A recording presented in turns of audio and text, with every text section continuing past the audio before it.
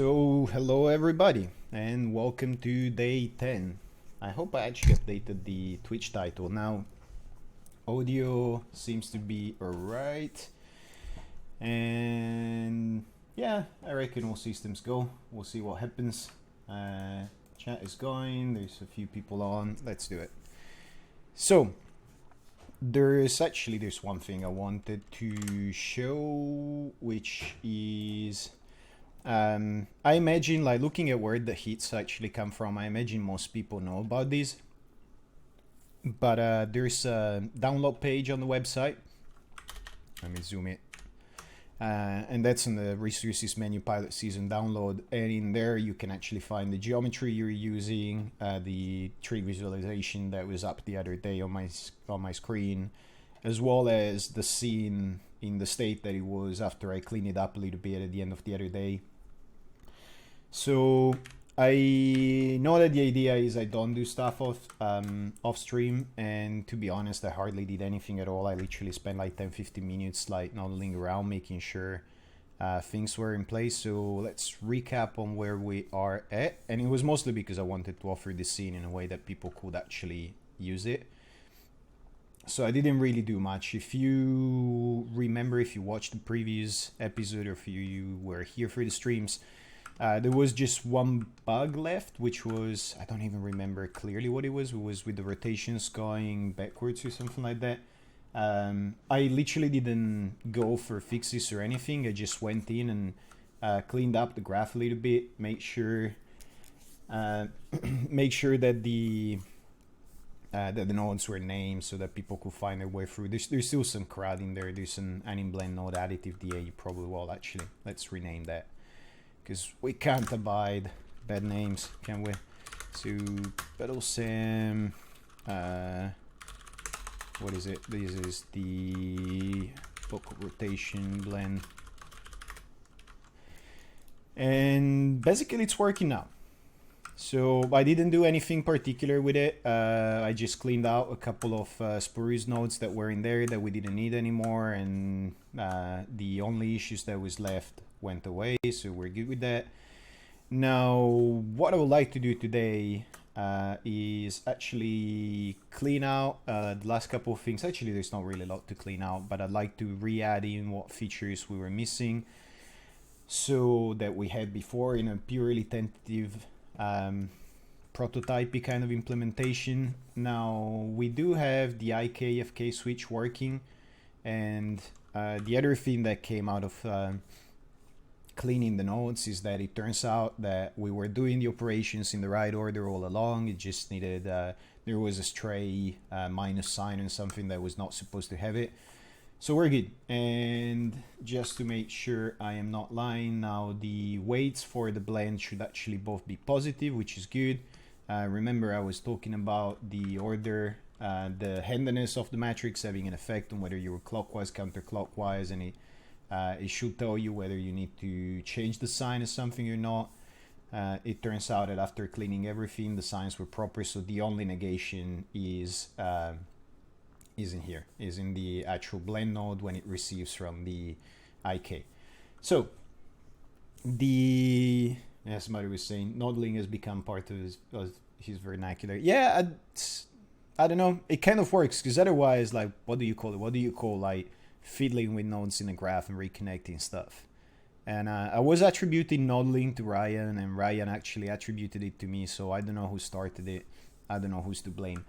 Now, there's another thing that we did last time, which was we extracted the pedals from the actual hierarchy. The IK was already out, but the pedals were relying on good old-fashioned inheritance of transference. We don't like that, so we have done these, and they now work. The rotation should transmit properly, which I think was working the last time. If it wasn't, it was probably like just the trickle down of the same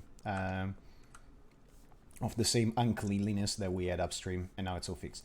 So moving on. Now there's a feature that we had added in a prototype fashion, which was pedals gravity align, or whatever. We gave it a stupid name, and right now that's a boolean. We could turn it into a float and make it into a blend if we wanted. We could add it as an offset. It doesn't really matter all that much. But what we want to do is reintroduce it basically, and it's stuff like this is why I'm glad I actually went back and explained some of the maths, because that's more of what we need to do. So we're at the point where we have the blend, which is happening in some localized space. So if you remember, we're actually getting the rotation in the space of the staves. And that's because we wanted that to be multiplied by the staves, and that rotation also provides this offset basically. When that rotation is multiplied, when that rotation is multiplied by the offset, or rather the rotation is multiplying the offset for us, it's the one that actually takes care of doing this work.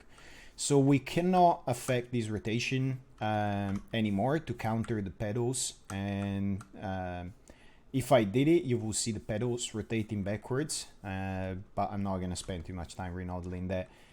You have the scene, so you can try it at home. But we did mention that we can operate on transforms in the reverse order of the hierarchy to introduce effects. So here's a thought, and I haven't tested it, but I'm pretty confident that this will work. If we wanted to do something like this, now we're obtaining this position, and we should have a multiplication. Let's compose. So we should have a multiplication for both pedals. In the case of this pedal, we've elected to make it follow this one. So there's not a lot that we need to do. It's basically taking the staves with the with position inverted to place itself in a mirror-like position from the other, and it's taking on the same transfer. The rotations are decoupled because they're local, so each pedal has its own effect.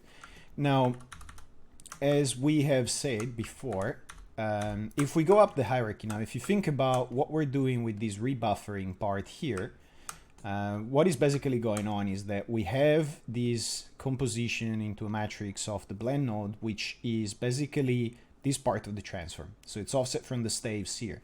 So if we affect that, what we're actually going to affect is the pedals relative to the staves. Down that,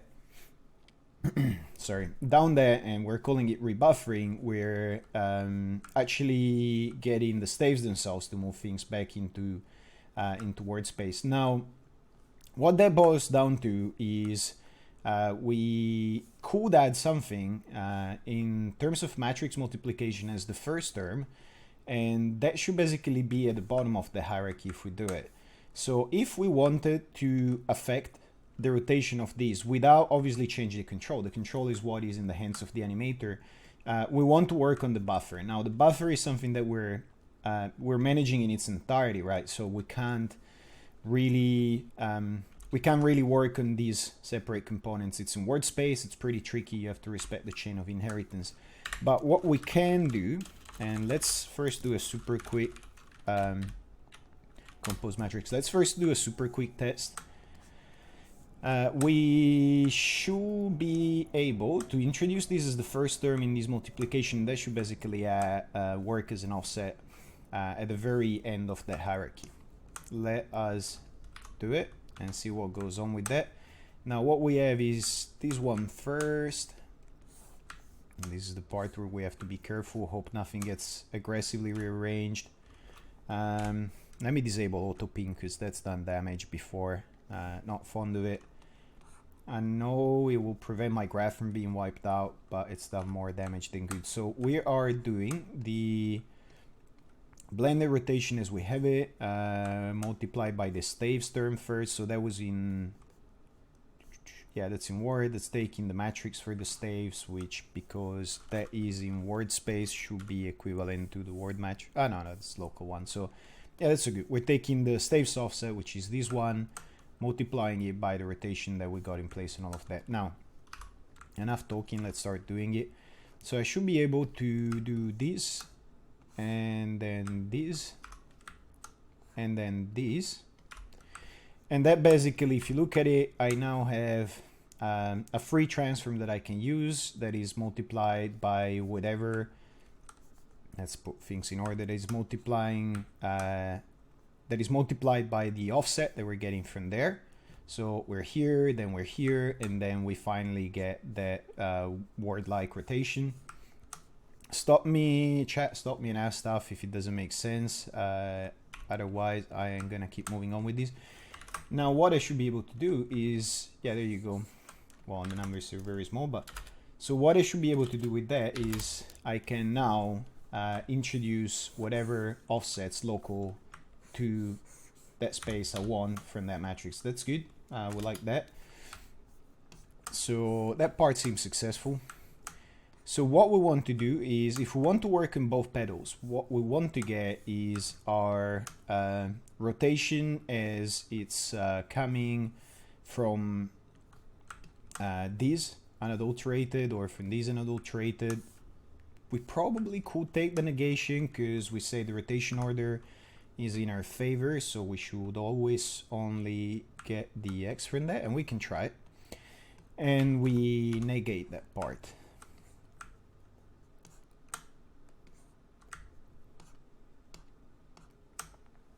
Not looking, should be in the dictionaries right now. Yeah, maybe. That would be a bit self-aggrandizing though.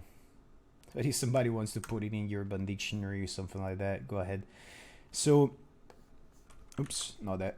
If we do that, we should see the rotations doubled up. Now, there was something interesting that somebody asked the other day, and my answer to that was like, yeah, I should do no damage. So, if you look at the unit conversion nodes, what they do under the hood, as we explained, is pretty simple. There's a conversion factor that is pretty much multiplying whatever comes in. Now, when you see a plug in Maya that is black like that, that's basically a generic plug. It's an type plug. Well, it's a typed attribute. And typed attributes in Maya, we're not going to dwell on it too long. It makes more sense when you actually write code, can be set to accept different parameters. So I don't know exactly what the cost of figuring out the type for the typed attribute is, so this might or might not be better than using a negative weight with a dummy blend. Yeah, but we're not really hard after performance right now, so there is one interesting thing you can use them for. This is literally a factor, and it should be pretty fast. So if we do that, we're basically using these as a multiply whatever parameter I have coming in, and this will be, this can, as far as I know, because unit conversion deals with those, this could be time. So if you put the scene time or some other time in it, it could be distance, which is basically, it looks a lot like a flow, but under the hood it's the one that's tracking centimeters versus meters and so on. Or it could be angles. And it doesn't do any silly conversions, it doesn't have a lot of CRUD or a lot of things that get pulled, and it gets us what we want. So now, in theory, yeah, we're good. So we have our gravity align thing again. Now, because this matrix is the first in here, if I zero out that rotation, that's an ID metric, so it literally sorts no effects. And that is also something that we're after, so we're good on that. Now, also, because this is the first term, it should be, and we're rotating that way, it might or might not be straight away what we want, because this inversion only gets us the position. So it should be compatible with what we're doing here, so we don't need to duplicate any of these. And I might go back on that and make it not a unit conversion. I'll explain why in a moment. But for the sake of demonstrating, and I thought it was a pretty good question, and it's a pretty valid use of unit conversion, if you ask me. I have no issue with that. What am I doing here? I need to compose. So what we are gonna do is introduce that offset in here as well, and for that we're using that and that. Nah, that's not working out. Unless I hook things up wrong. So first and last. To be honest, I would have expected that one to work. Ah, yes, because the inversion is not working in our favor here, is it? Yeah, it will be placing it back there. So, no, actually, no, sorry, I was just not inverting it. Yeah, there you go. Yeah, this is the kind of thing where I would like that shift click duplicate. I mean, you can always, and apparently not a lot of people know, but you can actually connect things backwards, which is right. But the problem is with these nodes. They have a very, the array, I don't think it has a data builder, or the addition callbacks are implementing oddly. So if you sever one of the top connections, it will actually collapse your array. Which is very inconvenient. So you have to do this thing where you reconnect everything in the right order. You can't just swap around a couple of things, leave an empty plug and then plug that one in. Now, that aside, so all right, we're good here. So that basically counters our pedals the way we want them. That's great. Does that make sense? Chat, I'm relying on you as usual to be the sounding board for these ideas to make sure they're clear. But all I'm doing is introducing an offset and using it upstream of everything else. There's nothing else going on here, and that offset is valid for both pedals. Now, the part that is probably not going to serve as well, so let's get these slightly out of the way. Cool. Then you know, save your work. Yeah, I might want to save at this point. I think that's a fair point.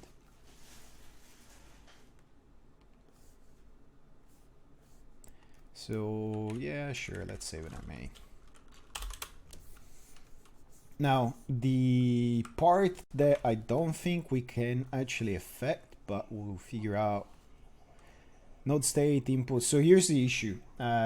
These can only be connected in not super nice ways. And it will make sense, like a lot of the nodes in Maya, if you don't know, Maya used to use the same graph for its own rendering engine, which was a rasterizer style rendering engine. And the nice theory about it, which was kind of okay at the time, if not that the rendering engine was absolute crap, was that you could build networks in the scene that would affect the shaders and go in and out of the shaders and stuff like that. And it was working pretty well.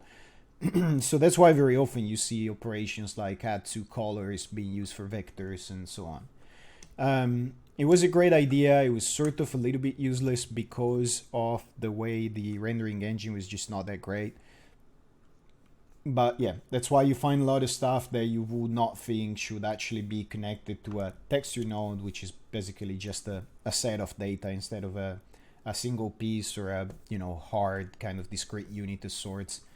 But our issue with that is that basically does not give us any way to control these. And there might be something that you can do with the 2D texture probably, but seriously, let's not do something like that bloated just to hang on to it. What we can do is actually replace that for a blend node, or you can go and download some nodes that actually do Angular operations for you. So what is it? Add in blend, and we want DA's dual angle, if I remember right. And sure, expand everything, show me input B and not input A. That's exactly what I want. That makes perfect sense. So input A, we don't want any input B. Let's see if the theory holds. So that should be alright. And then we don't want these. Actually, that blend might actually get us the blend factor, but for now, let's do it that way. Now, is that working? The other way around. So input A, wait A. Was I already negating or something?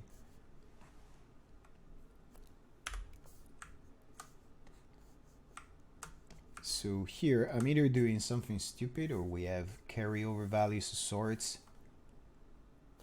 Huh. All right, let's have a quick look. So we are sorting an effect that looks to be of the right magnitude, but I thought I did that. That is not getting us what we want. So what were we doing differently before?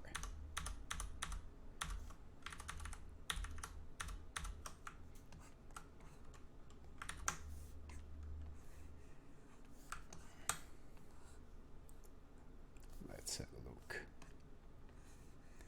So this is getting us what we want. I must have been connecting the wrong thing, clearly. That's the only reasonable explanation. I probably connected the input A or something like that. I used it as a pass-through. Yeah, there you go. All right. It was a stupid mistake like that. So, you know, a bit bloated, but we're not really after performance just yet. That's going to come season 1 if this keeps happening. So what we have now is adding blend nodes. Sadly, we can't get multiple terms out of it, but it's okay. So we have a chain of 2 adding blend nodes. And what we are using this for is pedals and roll negated.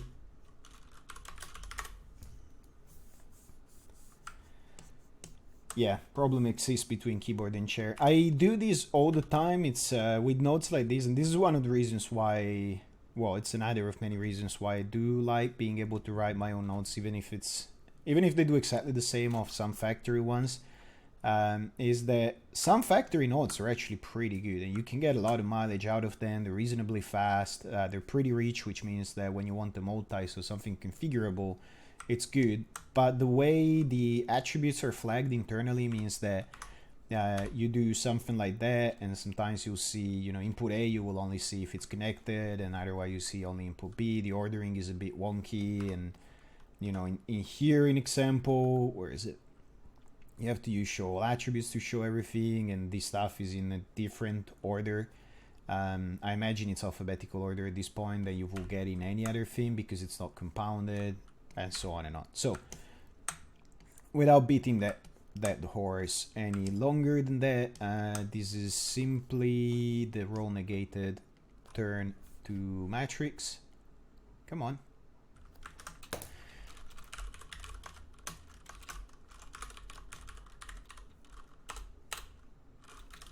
So, and we are going SRT to matrix with that. Probably also not our naming convention, is it? Yeah, we'll keep it, doesn't matter. So, we have reintroduced the feature we had, which we like, and now that needs to negate, so we will need to negate the boolean that comes in. But what we were connecting it to before was that. So let's bring that back in. And we do have it. Now, where are we negating anything with it? Like, where are we now? We're not using that for anything yet. Where are we? So the negate, the way we're using it here is just a straight up mult, I think. Yeah. So let's do that. Let's negate our parameter, and that one is fine, and that should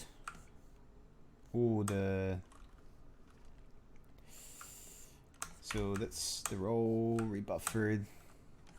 Yeah, no, the weight is a float, so we should be okay, and we're using weight A.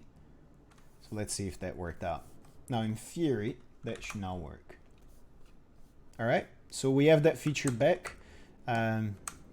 Remember what I was saying, and I will rename the node, that if you can either work directly offward and at large distances, I mean, this is not really large distance, I normally go for 10,000 or something like that. But yeah, you're like, you will save yourself a lot of pain down the line if you right away work in a challenging situation. If you don't, because you're still wiring things up and you don't want objects jumping all over the place in your prototype stage, remember to do these as soon as it's reasonably possible. Do the, you know, off parameter things. Don't just animate things exactly the way you expect them to be animated. If you're doing a projection, make sure that you animate sideways. Make sure that you go through the center. What happens if you place it bang on to, you know, at 0, you know, it shouldn't create 0 vectors like too early. If something is pure zeros, you might get a 0 vector and something odd happens, especially if you have cross products, but also not going to get into that. We should be fine for what we set off to do with this one. So hopefully everything makes sense. If it doesn't, or if you guys want me to elaborate on something specific, let me know. If not, I am gonna move on. So I reckon this puts the pedals in a pretty decent state. Oh, and the other thing I did off screen, sorry. The other thing I did off screen was hooking up the wheel geometry, which is like really not much. I just wanted something visual to happen as I do these things, make sure that everything was in good order. And I think I moved the pivots around for a couple items, like the pedals and their pins were slightly off. So if you download the geometry, you might have to do a little bit of minor adjustment, but that is it.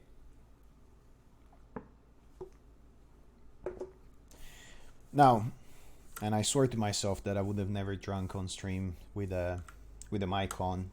I hate it when other people do it, and I've just done it to you guys. I am sorry. I'm not really, but I sort of feel like I should feel sorry. So, let's call the pedals done for now. We can have a quick look at what is going on with the wheel, probably, just to make sure that stuff is in good order.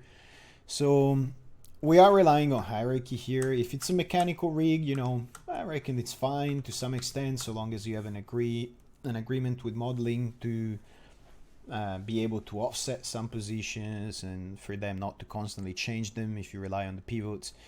The other thing here is that the pedals are probably sorted in a fairly convenient fashion. So if we do 0 here,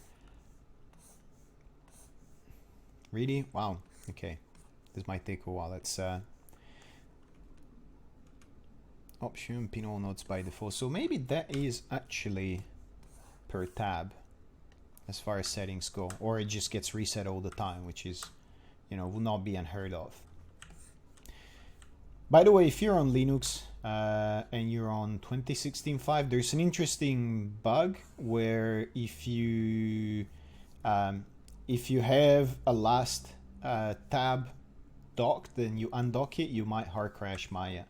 So be mindful of what you do if you're on Linux prior to 2017. 2016.5 doesn't have workspaces, I believe. I think they're a 2017 thing, but you can still do damage with the undocking of the last tab. I have not seen it happen since the workspaces were introduced, which is good. So, all right, that's probably more than I actually wanted. So let's do it again. So 0 those out, and we want to expand by 1. Have a look at what I was doing. So the pedals here are getting the joints of pedal right and pedal pull and pedal left, so that's okay. We are relying on hierarchy a little bit here. And this is something I was talking about the other day. I don't mind some hierarchy in the outputs if it's in agreement with what the model does, or you transform as you bind, or you transform things properly as you bind. It's fine by me. Don't overdo it. Don't rely solely on hierarchy or on very deep hierarchies, and be ready to change them, but that's about it. So we're good in those regards as well. Now I guess that the next thing we can move on to is actually getting our GodNode in better shape. So right now, does that mean that, are we done with the pedals? I reckon we're kind of done with the pedals at this point. We'll hide that so the manipulation is relatively clean. Still don't love the icons, but what can you do? And so turn that off. Yeah, it still works. Cool. All right. Let's move on. Let's move on to another component. I think we have been on the pedals for long enough. Let's also save the scene. Let's not tempt fate. GodNode. So here's the thing. There's a few things you want out of whatever you call this thing, which is your word space if you, control that drives the whole rig. It shouldn't drive the whole rig, or rather, it should drive the whole rig, but it doesn't need to be just your word space. So I think the pivot on that is, not Linux. I can't collapse the bar. Let's actually fix that pivot. And so that is off by 1, and that's a master offset. The master offset is fine, the master needs resetting. All right, no big deal. We're in center word. So that's it, pivot is fixed. Now, there are a couple things that I recommend you do. One is get yourself some Uber control that you lock really hard. You feel free to even lock the node that's above everything. Call it Word, call it whatever you want, assuming you're in production and you have several users for your rigs. And nobody can use it except for shot finaling or final layout or something like that. For the very last menu, everything is messed up, I need to move the word of this thing kind of fixes. So it will be above everything else, it will be completely hidden, and it literally establishes the word for your rig. I'm not going to do that here because this thing is not going downstream to anybody, but we do want a few more controls than we have right now. So as you form something like this, for character rigs, you will normally find, and again, it depends a lot on what people want, that you will have a master control of sorts here.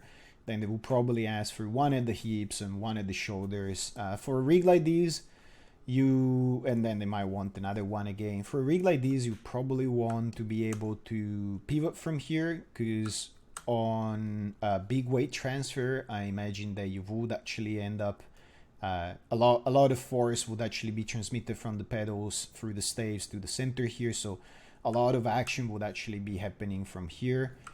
You will probably want to be able to pivot from here if any tricks off the saddle are done or stuff like that. Yeah, that will be it. Now, a common thing that people ask for is controls that are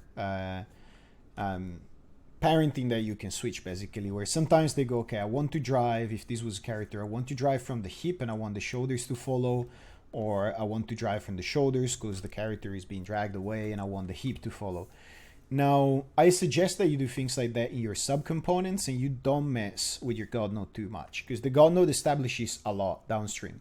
So the cleaner and more straightforward and more hierarchy based it is, and the better off you are. And if you add offsets, remember that people can always, parent compensate. They can move something over there. Well, if they need to offset the pivot something, actually you can do it with the tools right away. So if you preserve children, if they want to pivot, leave the offset where it is. If they want to pivot from some other place like here, and if by default the offset is hidden, that's pretty much all you need to do, right? So this is now, if you have offsets that people can rely on, this is, it's now pivoted differently.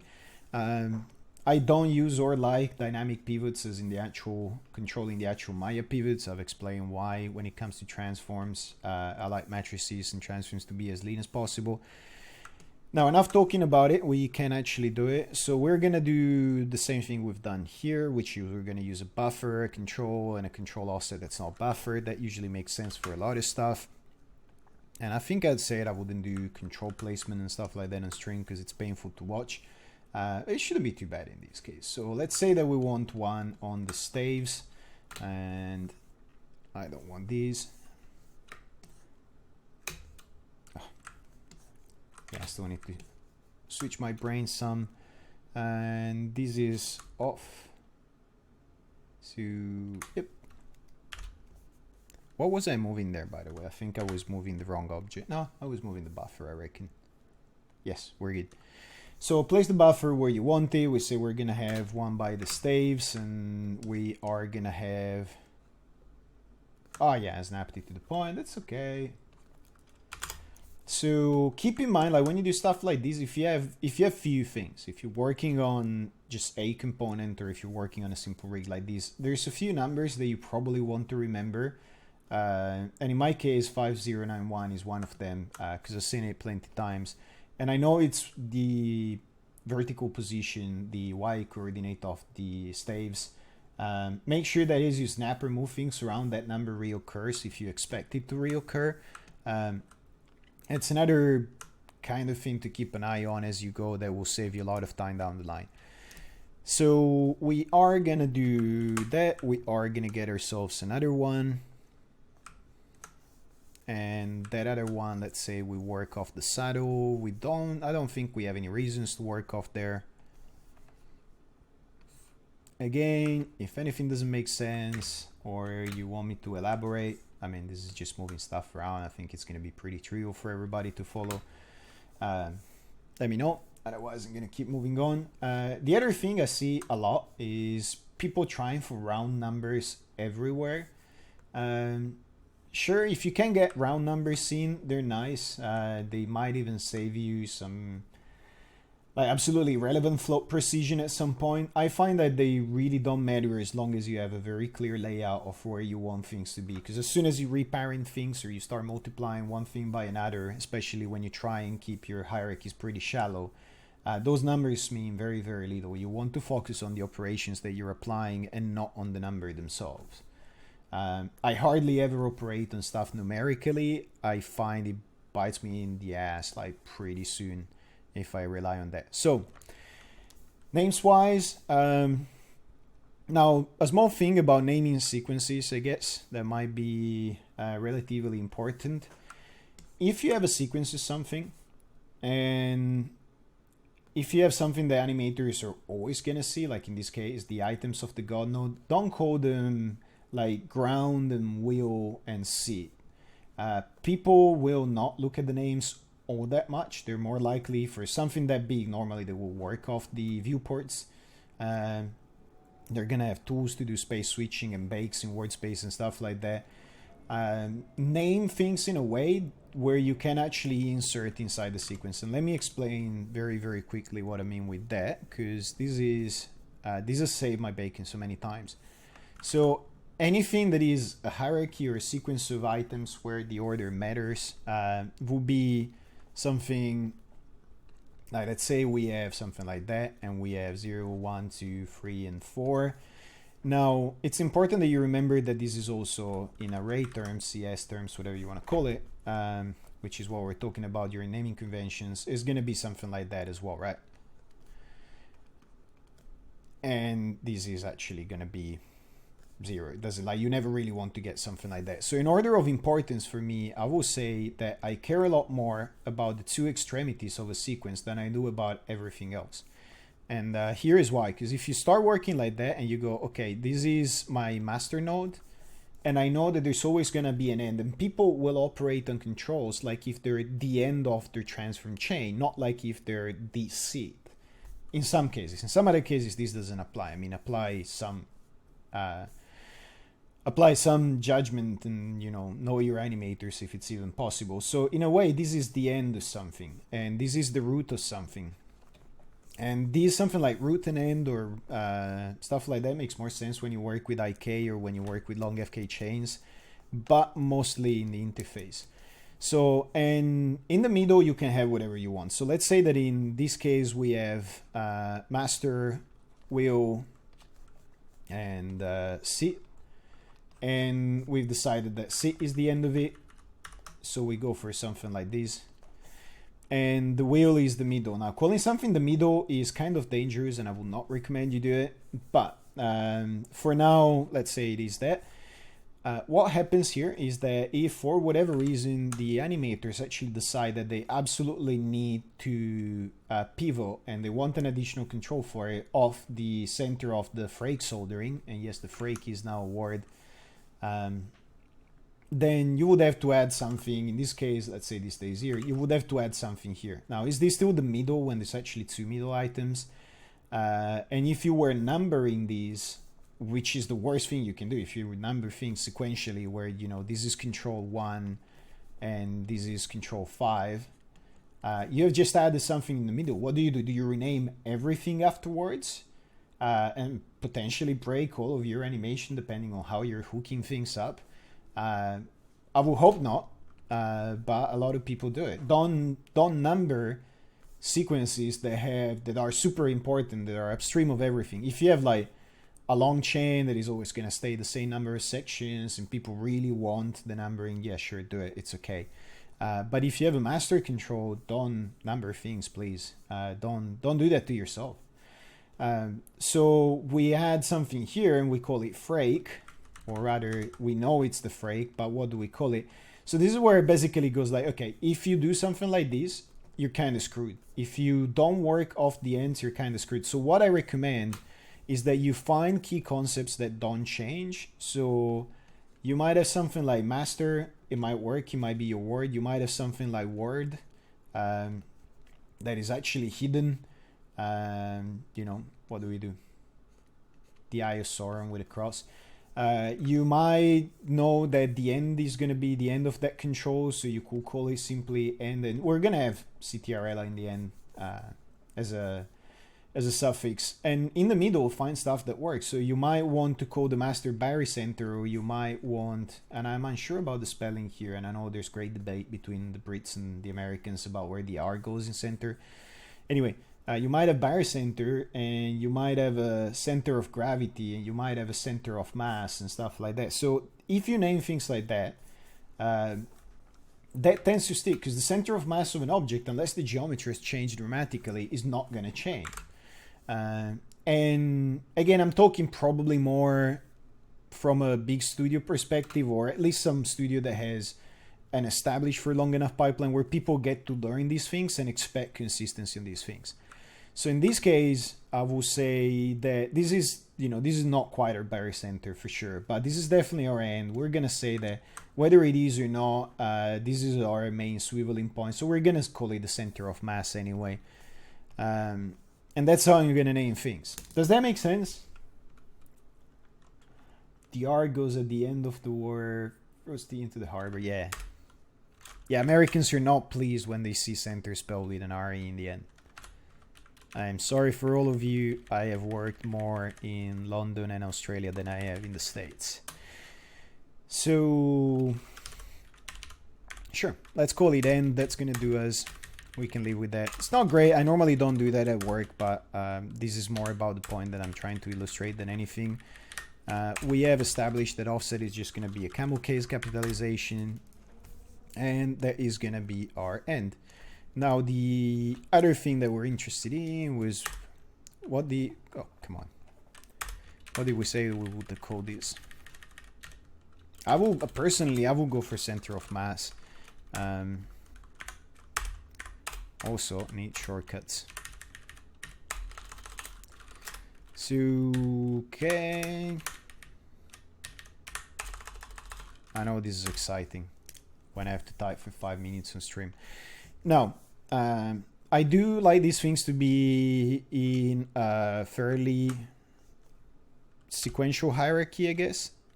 I gotta figure out why my parent shortcut is not working anymore. It's not the first time it does it. I have not rebounded, but oh well. Middle click dragging it is. So, alright. Let's say that for now that's what we want. I'm not going to spend a ton of time resizing controls, but I will say at least recoloring things we probably want to do, even if it's not all that exciting to watch. And could even turn off overrides on following items, to be honest, and just let the buffer drive the rest. I don't have strong preferences when it comes to that. You guys can do whatever you want. I have no recommendation. I mean, you can always do whatever you want, of course, but in this case, I really have no recommendation on what you should be doing. So I now can't trust my shortcuts. Was this being overridden? So this is another thing that I really miss from XSI, the ability to multi-edit any property from the PPG, which is the XSI equivalent of the outliner. Oh man, that still smarts. The lack of proper model multi-attribute editor, that is so painful. Anyway, enough whinging. Whinging doesn't get us anywhere. We actually want to do stuff. So enable overrides off. Let's actually do things in a batch. How riveting is this part? All right. So we're gonna go for plain RGB kind of standards.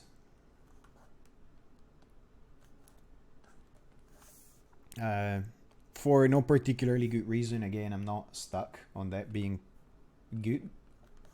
It's just convenient when you need to do something in a hurry. All right.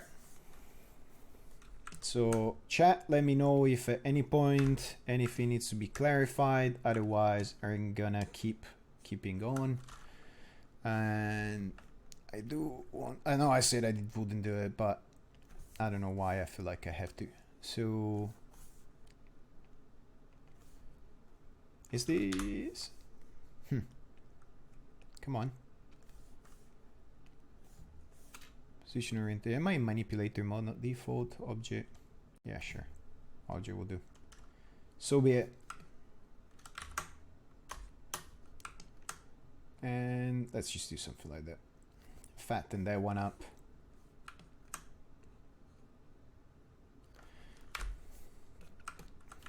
It's strange. I don't know why I went on and did all that, but it's all done now. And let's save. So what we want to do now is get an output out of these. Now I have said before, and I don't think personally, I don't feel that you need an output for every single one of these, like for both the control and the offset.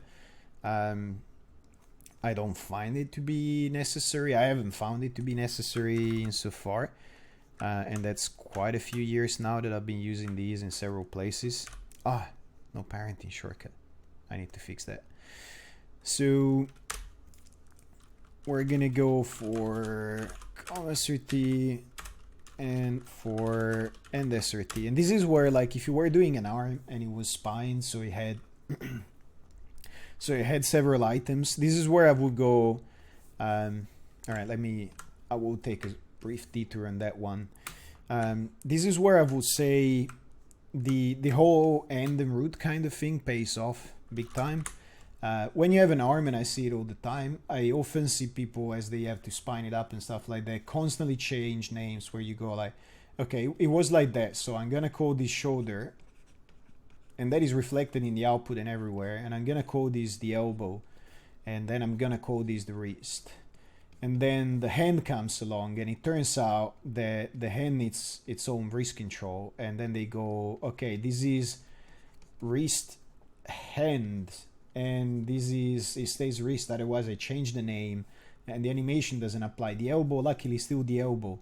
The shoulder happened to be where you wanted to start thing from, but then they want auto clavicle, and the clavicle ends in the arm, so you know, now you have to go output wise from this one, but you can't call it shoulder, so it becomes a pain in the back, and you have to rewire a bunch of things. Whereas if you define things by what they're supposed to represent for elsewhere, and this is the root, and bear in mind we're talking about the output of this component, and this is the end. If that chain somehow changes to be something like this, and now the interesting root is this, and the interesting end remains the same, you don't rewire the hell out of it. You just insert thing in the middle. And that's the whole point of having, figure out when a sequence is relevant, when the order of a sequence is relevant, and if the two ends of the sequence are more important than the order of the elements in it, work off the ends. I feel like I'm belaboring the point that, you know, right now, but it's yeah, it's pretty important. The naming can get pretty tricky when you do something like that. So if it was the forms, then you'd be okay with doing, you know, this is the clav and this is the shoulder, and you know, this is the elbow here, and if you have one following that is part of the twist, this is the forearm start, and this is the forearm end. Oh, baby crying. I don't know if you guys can hear it. And then this will become the actual start of the hand. So this will also, this is when you have the deformed part of it, where you have to read a lot of joint names or spine names or whatever you guys use for skinning or for deforming. You can't work off random names. It's even harder if you work in 0, 1, 2, 3, 4, especially if the numbers have to be reordered in your head. So don't be afraid of having the deform layer called one thing that is specific to how that component is implemented as a limb, but your component input and output for, you know, where this thing goes out to be named the way you want the sequence to behave.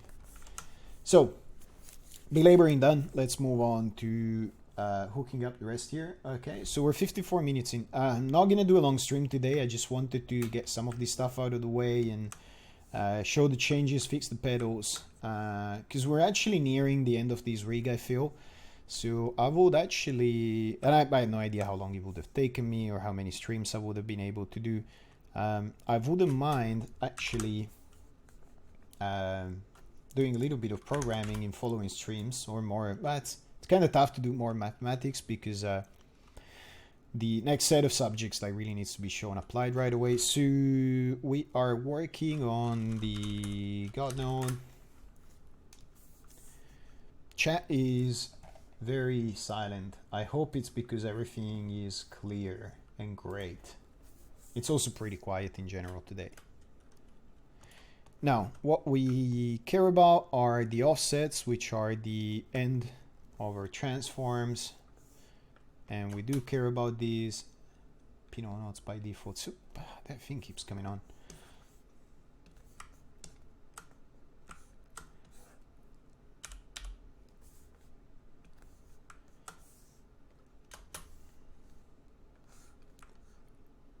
Programming on stream sounds great. Yeah, I would like to do some of it. It's not what I wanted to start with because I do feel pretty strongly about doing everything with vanilla Maya. And I know I'm ragging on Maya a fair bit in some of these streams, but truth be told, I mean, I think we're showing that you can get decent enough mileage with vanilla Maya to learn math and mathematics and do a number of other things. And programming can come later. I do think that the foundational knowledge is a good deal more important than just programming dexterity of sorts. Now, what we say we wanted was the offset control, the master offset control, that's good. The com offset is somewhere in hyperspace, we found it, and the end offset. Now these are probably going to be the known offset ones. So yeah, we probably do not quite care about it. Now another thing that I think I'm at least mentioned it is you can access the parent of something from the node itself, which is pretty convenient, and we will use it because if this is not circular, so if you're going from a node out to somewhere else and you're not affecting the node itself, which for the record is what the constraints can do, and you just want to know what its parent is so that you can like offset a buffer right away and make it not like explicitly dependent on the node. So if I wanted to do something with this offset that depends on its parent and so on, that or you know, with this one that depends on that parent, and I don't want to bring this one in because I might change the hierarchy or something, it's fine to actually access the parent metrics of a node. Sadly, or possibly for good reasons, you don't get the parent and the parent, so you can only go up once, which when you have buffer control and offset makes them somewhat less useful, but it's still pretty good. Now, with that said, we probably do want to get the controls as well. So we have the end control, the offset end, and there you go. I feel like I'm leaving a trail of dead horses today. So we have put these in a hierarchy, but their hierarchy is different than the hierarchy we have here. This is considerably deeper, and it's exactly what we've done a few things, and that's why in the tweet I was saying there's going to be matrices. It's stuff that you guys have already seen several times, but I think it's worth reinforcing. So speaking of conventions, if something is an offset, I always expect it to be under the same parent that it started from. Like these for me are not something you can divide. They're the same entities, and for these two, so I don't care for these going to parent being like hierarchy independent in a way at all. I'm okay with these two being explicitly dependent, but getting the parent matrix from this one, I can actually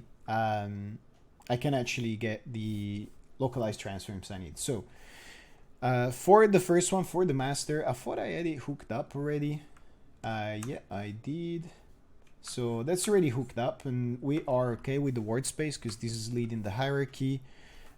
We should be good. Now for the com, we actually want to take whatever is in here, and we could actually do a bunch of things. I'm not going to do it because I don't want to take too much time doing it. But we could do a bunch of things with these and make it relative to the master offset here, which will be taking the right sequence of matrices, which is why I had them laid out like these originally. But we could also just, and it depends on what kind of dependency you want when you evaluate, but you could also just work straight off the matrix for these. So if I get the word space for the com offset, which is the one I'm interested in, and what is it? Matrix, mode matrix, isn't it? Slightly different naming conventions for every single item in every node. Well, for every single node at least. That's also driven me insane before. Now what we want to do for that is take the word, and remember, you know, depending whether you're walking backwards or forwards for inversion or not, rule of thumb, not really good. Do a lot of like practice a lot, and you won't need rules of thumb, which will be better.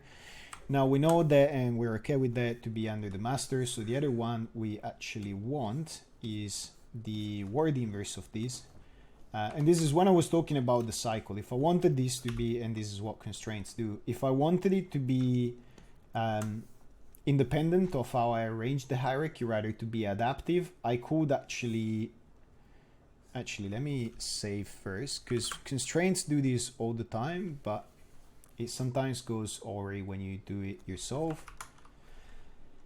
I could straight up go and grab the parent inverse matrix here, and then take the mode, decompose it, should be decompose, yeah, and use that for scale, rotate, and translate. That should give me that word. Yeah, that should be okay. Talking about it, I sometimes lose my train of thoughts a bit, so I keep going down some set of tracks, and I hope that I started from the right spot. So we'll get ourselves a debug object of sorts. Okay, still no parenting shortcut. I have to fix that because that's making things a good deal slower than they should be. So it seems that we're okay. Now if we move that one, I would expect that to follow. Sphere is not great for diagnostics unless you have wireframe on, but you get the idea. Okay, so that seems to be fine. It follows the offset, everything is fine. And now you can see that it's it doesn't really refer to any object other than itself. It doesn't need to know. Let me remove this stuff. It doesn't need to know that it's under this. I have not connected that in any way to this operation. But what happens is that I have created a cycle in the evaluation. It's a benign cycle, so it's not a big deal in some ways. But when it comes to parallel evaluation, you'll probably create a dependency cluster that needs to be untangled before you can move on, and some can be more performance affecting than others. Now, for something like this, where I am unlikely to change that kind of dependency, you know, the number of items, or if you know the changing number of items is unlikely to be big, then I can just pick up the parent that I want right away and deal with that instead. And in that case, we're using the parent inverse matrix, so we care about the word inverse matrix here. By the way, this kind of thing, like if you constrain two objects in Maya, you will see exactly this thing going on, where the node takes its parent inverse, or its parent, it depends what it's doing, possibly takes a bunch of other things and puts them back into the constraint, and then that constraint in here. You can fix constraints, or rather make them non-cyclic, if you do the same thing we've done here, which is you explicitly bind them to the hierarchy that you know you have. And for the record, that is not a bad thing that Maya does. It just, as of parallel evaluation, it has a bit more of an impact. As there is just one offset on the controls right now, they didn't number them for the sake of being able to. That's up to you. So the question is, there's only one offset now, so it's not numbered. Would it be wiser to number them? If you think you are potentially gonna have multiples, or if you're working on something that's not the GodNode and you know you're gonna have multiples for whatever reason, maybe you're doing, you're gonna be doing a wire rig or something like that. Yeah, sure. Start naming them right away. The longer lived your names are, the better it is, especially when rigs go down the pipe and names become really important for some animation pipes. In my case, like, this is a GodNode. This is how I've done them for, I don't know, probably 15 years now, and I don't know how many movies. It's always kind of worked out. It's never really been an issue. But it's entirely up to you and how you want to rig and how your animators, like how busy a hierarchy your animators are okay dealing with, or how well your tools hide it if it gets pretty busy. So we have hooked that one up, and man, we didn't get a lot done in this stream, but it's not too bad. This is stuff I want to get out of the way. I feel like we're almost finished with this rig, to be honest. I don't know whether the chat agrees or not. So the other one we want to sort out is the end, and we need to do exactly the same thing. So we need a decompose and a mold, and we need the same pattern again. This is where it gets progressively harder and harder to actually talk about stuff. You gotta say, what am I gonna say when I have been doing this thing like a dozen times now, and I think everybody has it pretty well drilled into their brain what is going on. You will hope so, at least. Does that answer your question?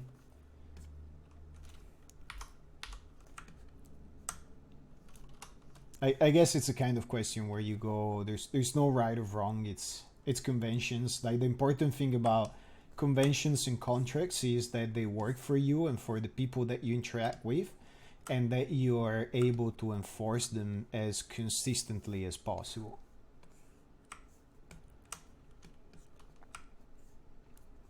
So this is very boring to me, at least, but hopefully you guys are thrilled by all the noddling going on. See, show all attributes also doesn't have, that I know of, a clear shortcut. There's one you can use that kind of gets there that I'll need to set up. What were we doing here? We're doing word by inverse straight up, weren't we?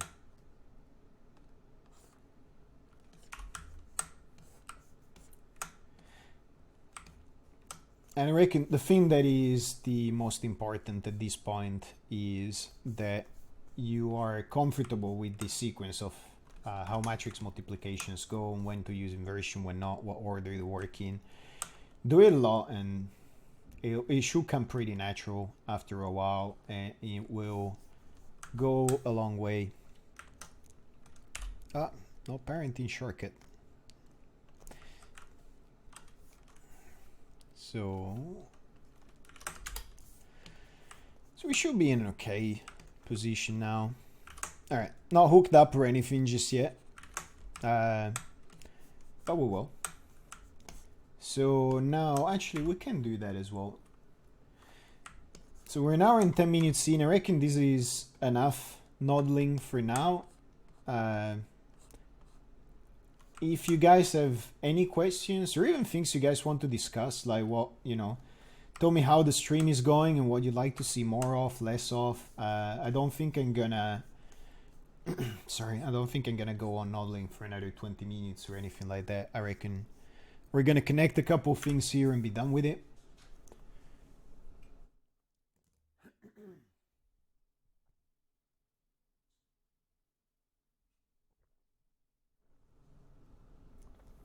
So when you want to switch the parent space for a component, how do you recommend blending between inputs? We'll do a fair bit of that once we get to season 1 kind of components. There's a million different ways you can do it. Now, the funky thing about working from word to decompose and having things flat is that it makes it pretty easy to switch things, because everything is referencing some sort of word space. When you look at a hierarchy that is that flat, So all you have to do is get that word space right between any two items. And we could actually, let's do it next stream for sure. But we could actually show a little bit of parent switching. It gets a lot easier once your components are laid out like that. So for the pedals, I think we were straight up referencing, and this is the part where I feel that working with clear contracts for inputs and outputs, it pays off so much when you do these things. I know this is in word space. I know that I can work with the word space of these. Like literally all you have to do to reconnect these two items, or if you wanted to add space switching to add multiple of these, is basically do that. So input matrix, we decompose. Tell you what, actually we could probably show a little bit of it.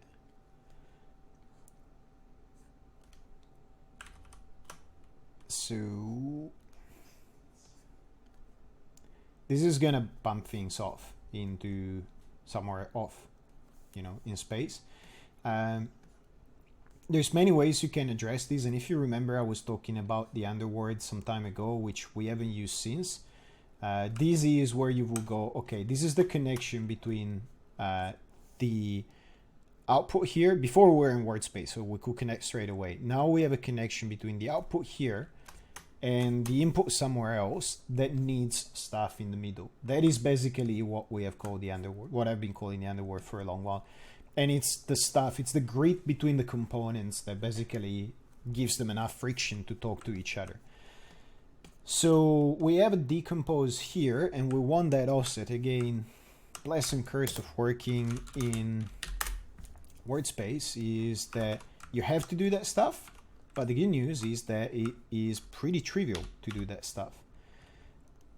Don't do that. So let me also save, because I think that was Destiny telling me to save. So we want an offset. Remember what we said. It's like we're basically introducing something. If we're offsetting these, we're basically introducing something after the fact.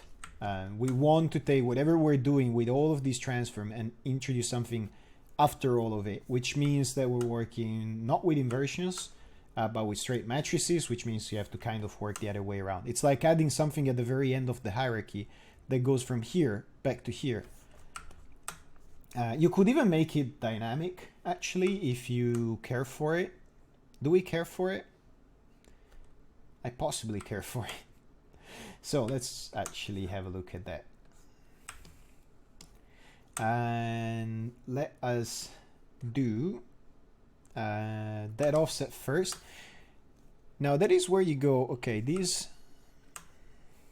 we kind of want, do I have the time? Do we do it? Yeah, we do it. So what we want is, now we have the comb here, the center of mass under the master. Come on. And then the end is under that. What we get is this. And because this is a straight up translation, we could literally just invert this local and we will get back to here. But you could also, well, yeah, it actually pretty much works for everything. But you could also want, for some reason, to actually do more complex operations. And you could actually take the end here and multiply by the end of the column, or do it the other way around. And when things are going out to flat elements, you can reorder any hierarchy, basically. So in practice, if I now take the word inverse of the com, sorry, the local inverse of the com, and where's matrix? So, oh, that's master, that's com. No, I'm wrong. I need to take the what am I doing here? I'm doing something stupid. Oh, no, that's correct. Sorry, I'm hooking it straight away, so that's not working for me. But you can see, like, it's basically this. It's applied this offset. And what we want to do in this case is we've inverted it. and we want to add these back in. Is that, yeah, I reckon that's gonna work. So I could also take the word and the matrix in this case will be the same, but I will probably want to work locally, so I'm gonna choose to use that, which means I actually want it the other way around. No, I'm doing something stupid here. Give me a second to collect my thoughts. So the COM here should be 5091, so it's got that. So I want to, from here, oh man. Yeah, I knew I shouldn't have done it on stream. But let's sort it out at this point because we're doing it. So this is word space. So I want to take this offset, but I want it coming from here, which means I could take the word of these. Yeah, what am I doing? Why am I so stupid? If I take the word of these and add the inverse of its local, which is respective to this, I should be good. So I have the inverse of its local, and I should be able to get its word. I should be. Come on. You've got to be delicate with these things, apparently.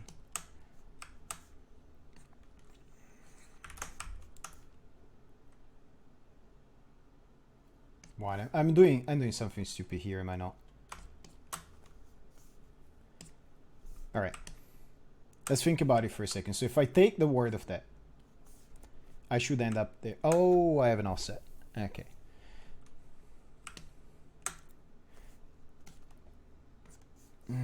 I should not have done this on stream, should I?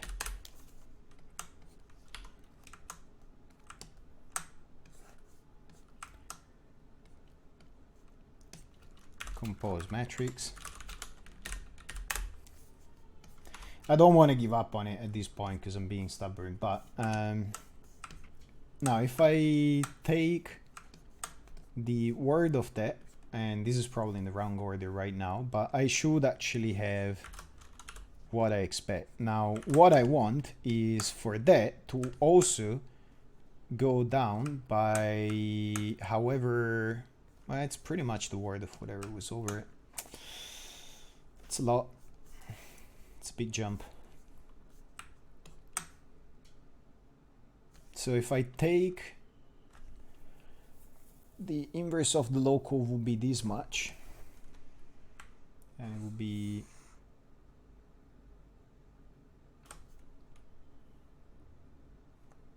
why am I connecting here? I feel like I'm doing something like completely wrong here. Yeah, I am. Because I was sorry, I just completely confused myself. I didn't realize I was hooking the. No, it's.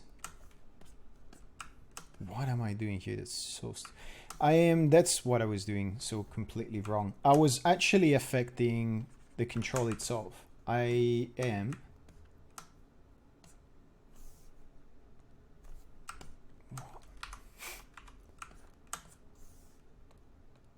What am I doing?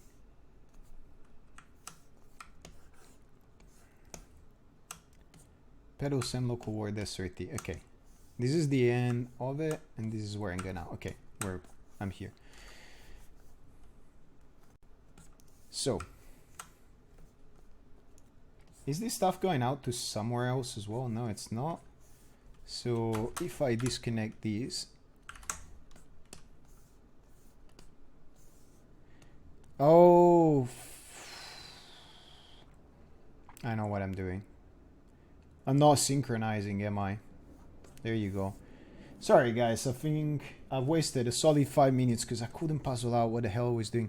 I had the selection unsynced, so I kept seeing work in that, and I was actually working with the manipulator there. Now that makes sense. All right, that happens. So part of it is where we're actually putting all of our transference. Now, I was also expecting to go back to the center of the wheel, and in fact, this was set up to be the center of the word there. So now it makes sense. Ah, man. All right. So what we want is for this to be to the center of the word after that has transformed it. Now, if we take what we have here with the end in relationship to what we have with the master and invert it, that should get us this offset back. So I should be able to then take the, I should be able to just take the word of this. I think I finally managed to come on top of what I was doing. What I needed was to synchronize the selection. That made a difference. So if I take the word of that and I want to add after the fact, and for now I'm just adding manually.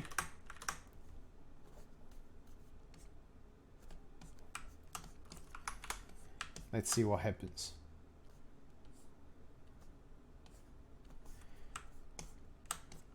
So this should be driving the end. Yep. No, absolutely nothing happens. Is this hooked up?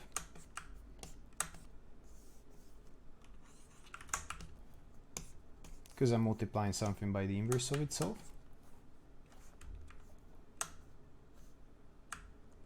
Ah, there you go. That will do it.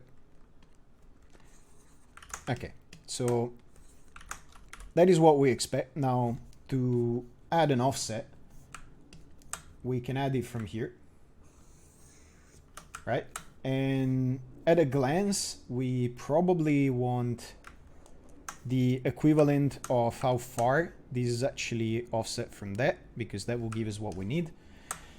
So that is this item in the space of that, or in this case, because we're working with the interface, it's this item in the space of that, which means this by the inverse matrix of that. And we do have the word. So we take the word of these. Yeah.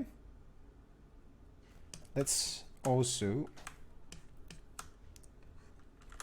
So this is kind of stuff where you go, well, it's live on stream. What can you do? You soldier through.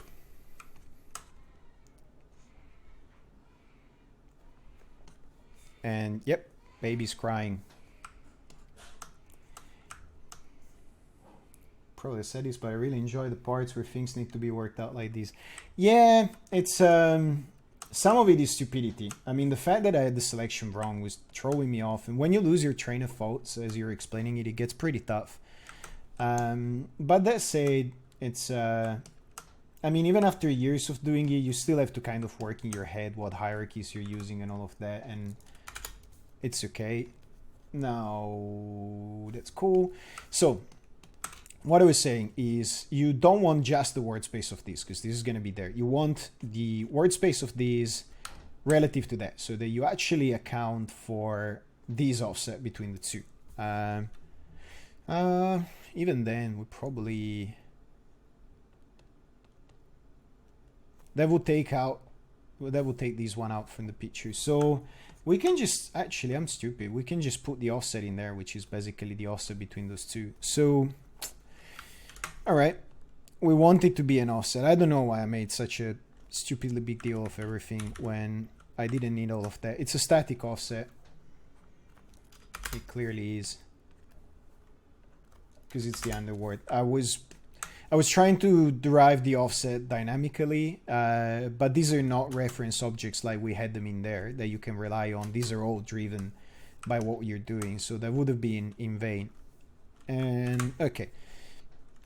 So what I want is a static offset, and I basically want the difference between this end and the master, so that I go back there. And that means that it's 11,359. So all I've done here is, actually, it should be more than that. Yep, there you go.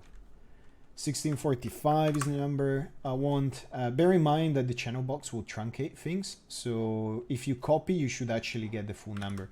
In this case, it feels like it's actually a pretty roundish number anyway. Now I don't need that, and that is the number that I need to put in this offset, and that is it. That's all we needed all along, but you want it negated. So congratulations to me for like 10 minutes of chasing my tail over a selection order first, and a selection option first, and then trying to derive static values from something dynamic. But erase the last 10 minutes from your memory for a second, and let's talk for a moment about the underword thing, which we're gonna reintroduce super quick. And we go new. This is where stuff that doesn't belong to any component lives. This is the grid between the components, right?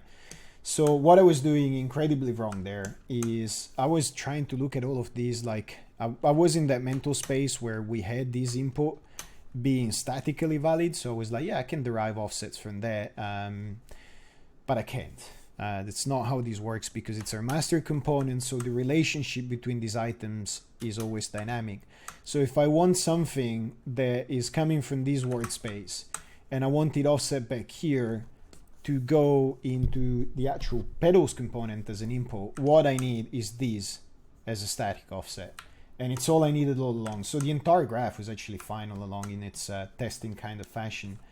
Yeah, I didn't need to derive this thing. It's just a static offset. And if you really wanted to, you could drive these with some settings, and that will be your guide, and then you will be driving the offset with the same settings.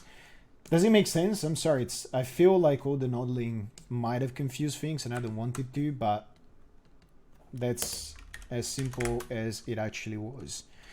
So, and that will be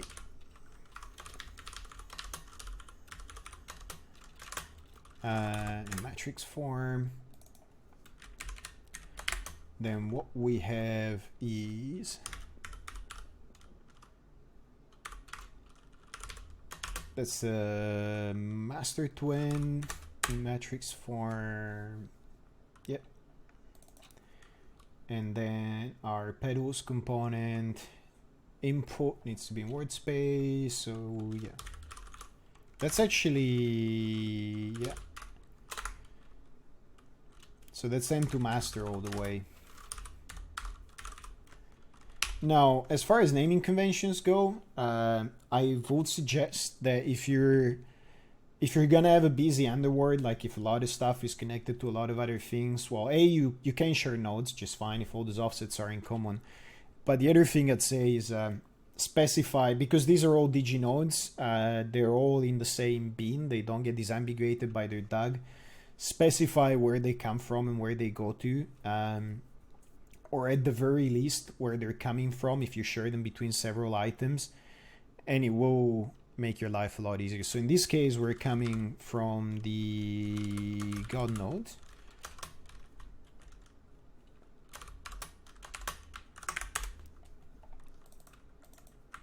There you go. So it was very simple all along.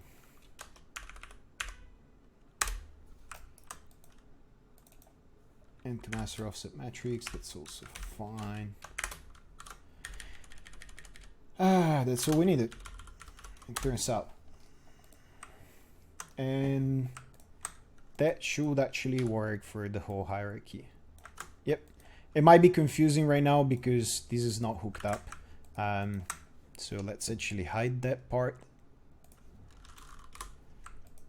and work with the subset of the rig that we have finished. Don't need these anymore. Should also probably save. So we should be able to do, I need to go out of gimbal for this. We should be able to do something like that. Come on. And go to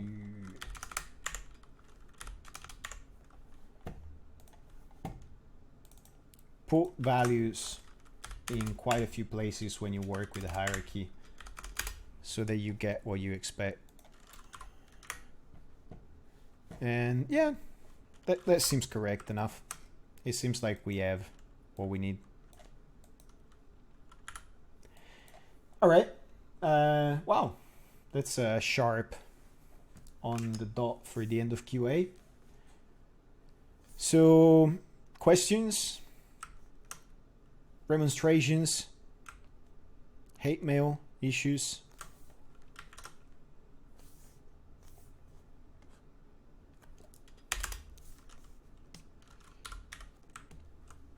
That's it.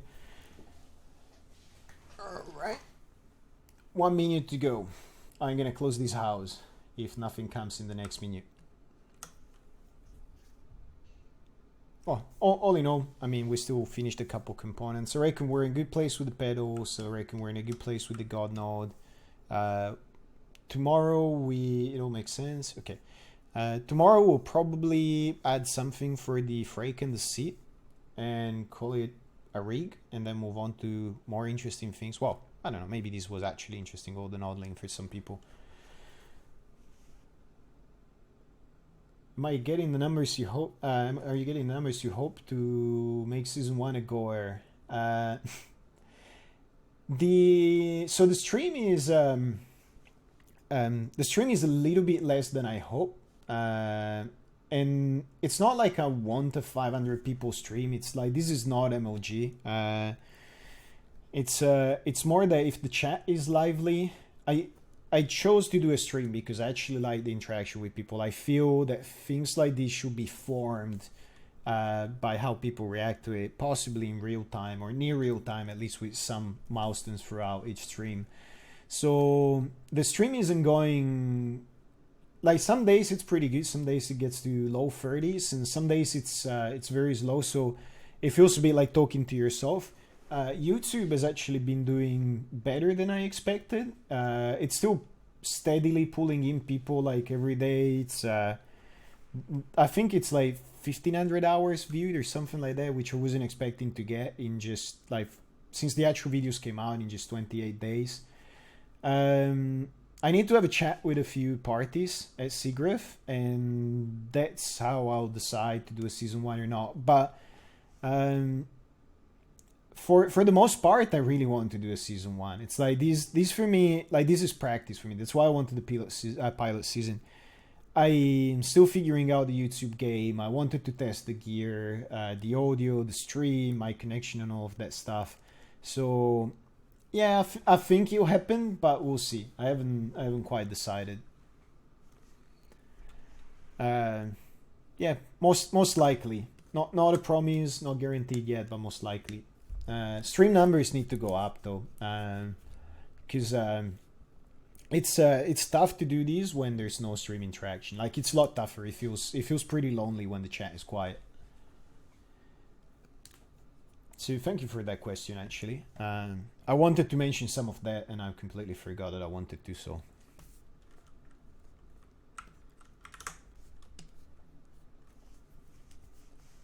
Yeah, and by the way, there's I mean, this is all gonna, I'm still recording, so this is all gonna end up on YouTube, which is fine by me. There's a handful of people, and they're not people that have thousands of Twitter followers or, you know, a huge industry presence or big titles at work, that have been, and that's not many, that's like literally a small handful, like single digit number of people that have been preaching and, you know, retweeting and going on and commenting and posting on other websites and all of that.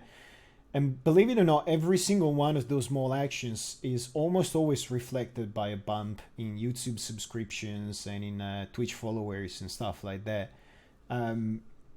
It's not a big thing. Like, ironically, when I got retweeted by some pretty big names, it almost made no difference at all. The you know, the trench lines talking to the rest of the trench lines makes, and I was surprised by it, makes a much bigger difference apparently than having big names retweeting. I mean, we got retweeted and promoted by Autodesk themselves on Facebook and all of that, and that hardly made a bump into anything.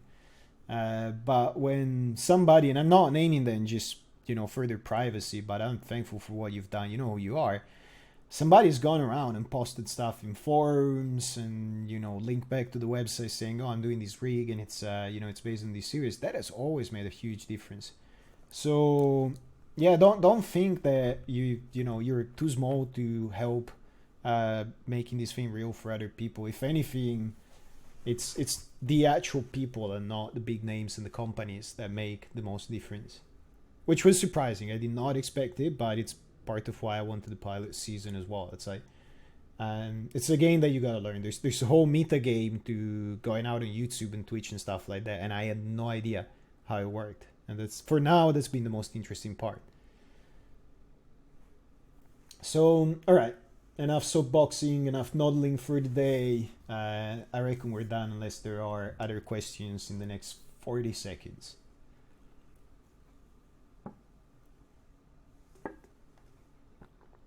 Cold coffee is still good coffee. Coffee is always good. All right, I reckon I'm calling it. We're slightly over, but I feel like we actually got most of the rig done. We'll add tomorrow. It's still gonna be the same time tomorrow, and I reckon we can finish this rig. I really want to finish this rig, and then we probably have 2 or 3 weeks or something like that left. And I would like to start doing, you know, random educational things with programming, or going over some interesting issues that can be solved. All right, thanks everybody for showing up, and thanks everybody for watching. If you're catching up to this stuff on YouTube, I am out for the day, and I'll see you guys and girls on the stream tomorrow.